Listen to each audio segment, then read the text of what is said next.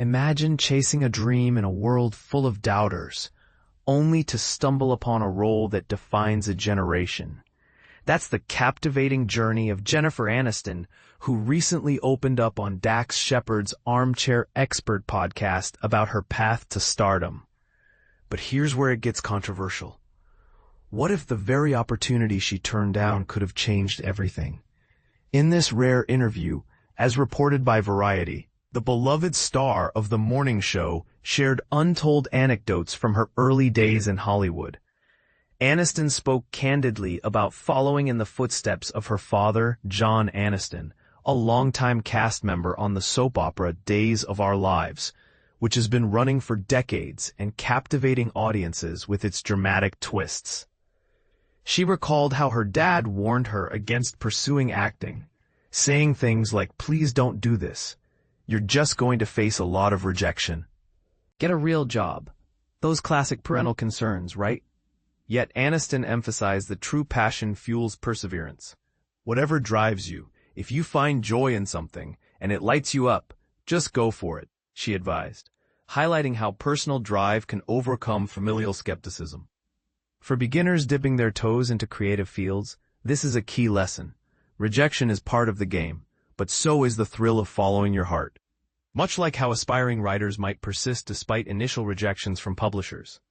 Before she landed the iconic role on Friends, the sitcom that became a cultural juggernaut, influencing fashion, language, and friendships worldwide, Aniston appeared on several short-lived series, and even in the quirky horror film Leprechaun, which developed a cult following among fans of offbeat comedies. But one gig she famously declined was a spot on Saturday Night Live, the legendary sketch comedy show that's launched countless careers with its live performances and celebrity impressions.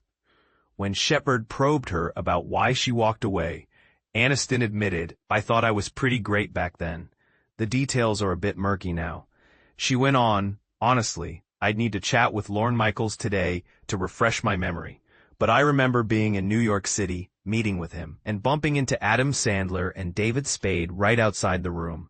I'd known Sandler for ages, yet I had this arrogant mindset.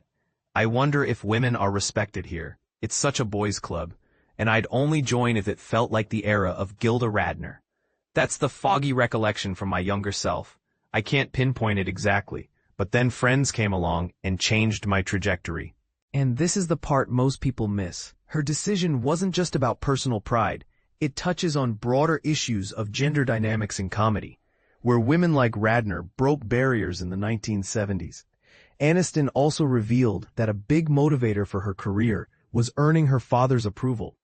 With John Aniston gracing the screens of Days of Our Lives for nearly 40 years, she confessed, "I was always striving for Pop's nod of approval. That was my driving force." Yet she firmly pushes back against being labeled a nepo baby, a term for those who benefit from family connections in Hollywood.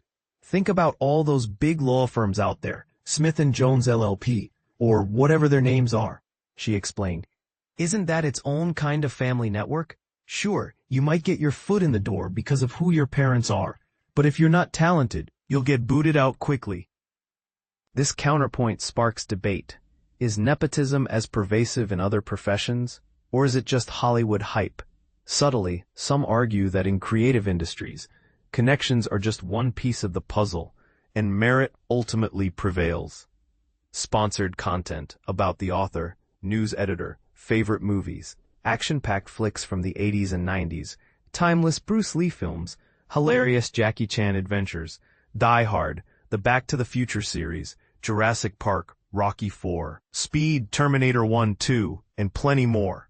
Likes, cinematic tales, the art of performance, crafting stories, digital design tools like Photoshop, video production, classic episodes of The Simpsons, the wit of Conan O'Brien, the comedy of Bill Burr, diving into endless YouTube explorations, enjoying crisp French fries with Pepsi, and creating visual art on his page at https://www.deviantart.com/EJTanganen.